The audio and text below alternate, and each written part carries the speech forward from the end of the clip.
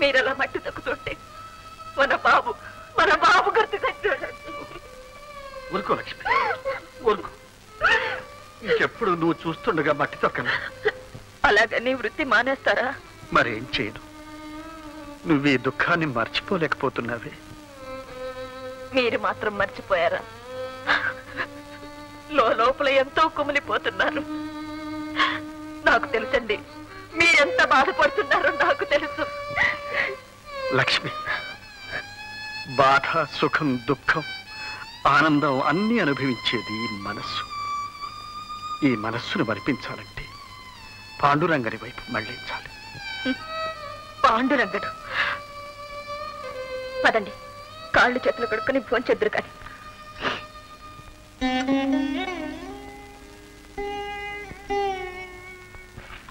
ఉండండి, నేను కడుగుతాను. వద్దు లక్ష్మి, నేను కడుక్కుంటాను. కాదండి, మట్టి చాలా ఎక్కువగా ఉంది, నేను కడుగుతాను. లక్ష్మి, వద్దు, నువ్వు కడగకూడదు, నన్ను ముట్టుకోకూడదు. ముట్టుకోకూడదా? ఏ? నువ్వే పాండురంగడి మీద ఒట్టు పెట్టావు. ఇక మనం ఒకరినొకరు ముట్టుకోవడానికి వీల్లేదు. ఈ జన్మలో వీల్లేదు. అయ్యో, ఏమిటండి మీ మాటలు? పిల్లవాడు పోయిన దుఃఖంలో ఆవేశంగా పిచ్చిగా అన్న మాటలు పట్టించుకున్నారా? ఏమండి, నేను తెలియక అన్నానండి. లక్ష్మి, తెలిసి తాకినా తెలియక తాకినా నిప్పు కాలకమానం.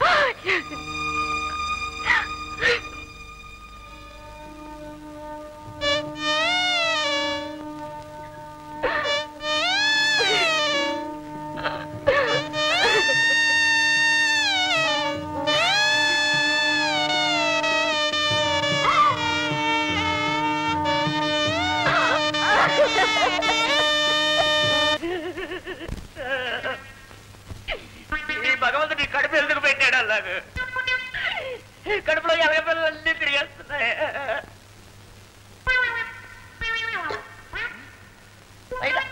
నన్ను ఒకటి అసలు తిండి కొంచెం నా రక్తం తాగేయడం కాదు. ఏమిట్రా దరిద్రుడా, తలకిందులుగా పడుకున్నావు?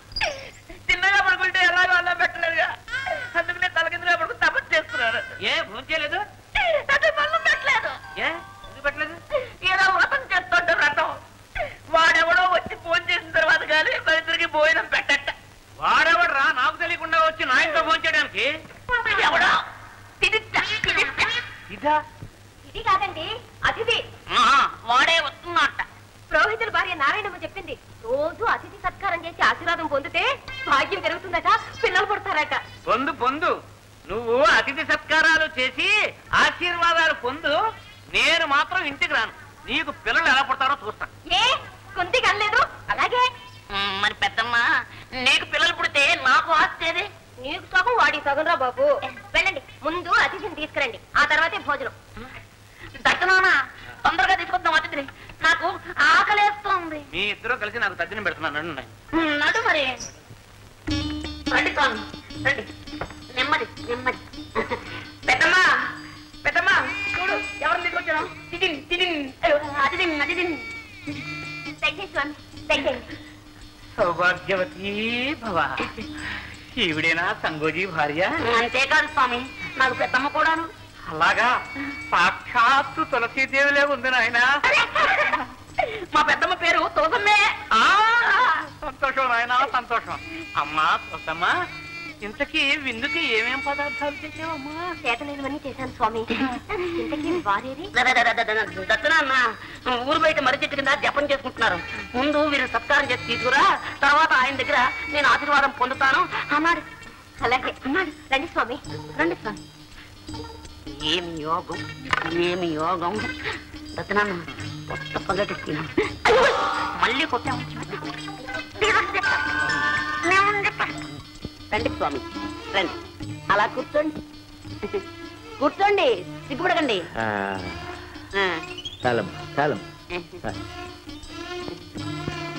భోంచేయండి స్వామి. పెద్దమ్మ, ఈయన చాలా నిష్టపరులు. ఆడవాళ్ళు చూస్తే భోజనం చేయరు. అయిన తర్వాత పిలుస్తాను, నువ్వు లోపలికి వెళ్ళు. అలాగే.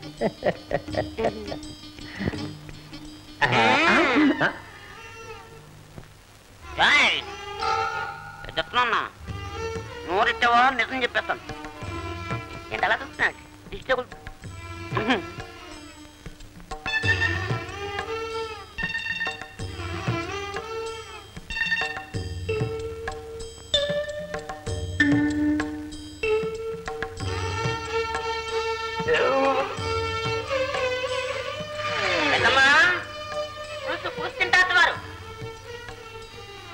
బాగా తినాలండి మీరు పెద్దవారు పెద్దమ్మా పులుసు వేసి వెళ్ళొచ్చు వారు తింటారు వెళ్ళొచ్చు పెద్దమ్మ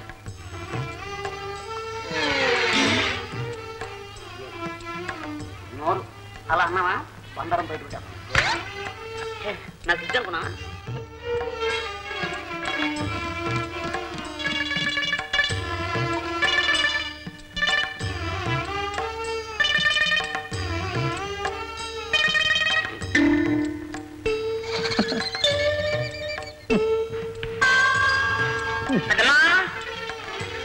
పెరుగు పెరుగు రావచ్చు నువ్వు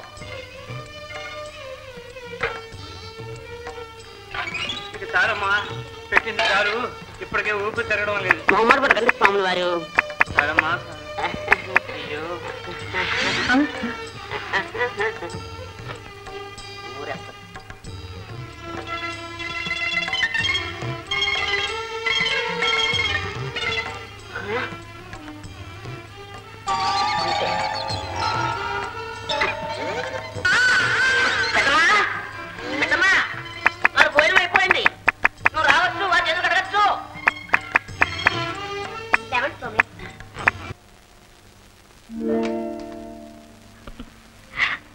ఎంతకాలం ఇలా కష్టపడతారు నన్ను ముట్టుకోరన్నారు సరే నేను పెట్టే అన్నం ఇచ్చే నీళ్లు కూడా ముట్టుకోకూడదా మీరు ఇలా అగచాట్లు పడుతుంటే చూస్తూ ఊరుకోవడానికి నేను బ్రతుకున్నది ఆఖరి క్షణాల్లో కూడా మీ ఒళ్ళోనే నా ప్రాణాలు వదలాలని ఎంతో ఆశపడ్డాను నాకు అదృష్టం లేదు లక్ష్మి ఎందుకు అలా బాధపడతావు ఏది ఎలా జరగాలని వాడు నిర్ణయించాడు అలాగే జరుగుతుంది అంతేనంటారా అంతే లక్ష్మి ఇదంతా ఆ పాండురంగడే చేశాడని మీరంటున్నారు ఆ పాండురంగడే ఇంకొక నిర్ణయం కూడా చేసి ఉంచాడని నేనంటున్నాను ఏమిటది మీరు ఇంకొక పెళ్లి చేసుకోవాలి లక్ష్మి పెళ్ళ నాకా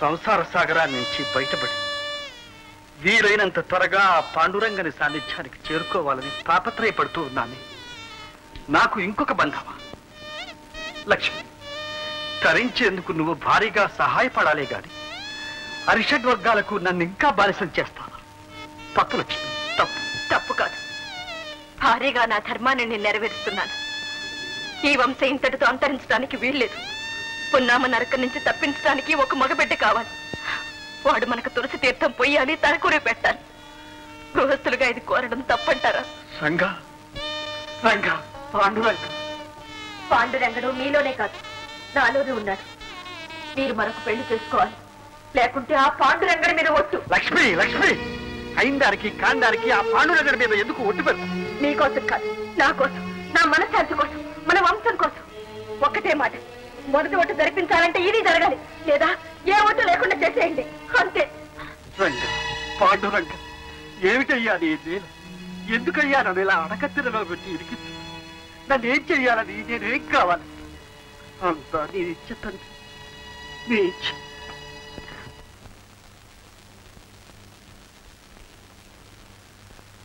అమ్మా లక్ష్మి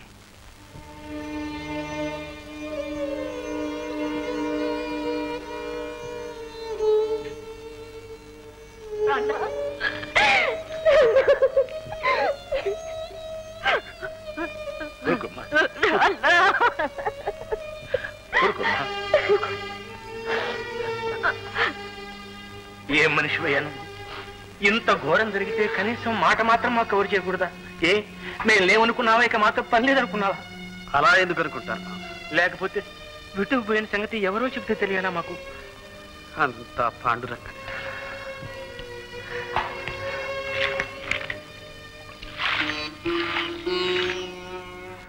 నాన్న ప్రయాణ బండిలో ఉన్నారు లోపలికి వెళ్ళి కూర్చోండి సేద తీరాక మాట్లాడుకోవచ్చు ఇంకా మాట్లాడేదే ఉందమ్మా.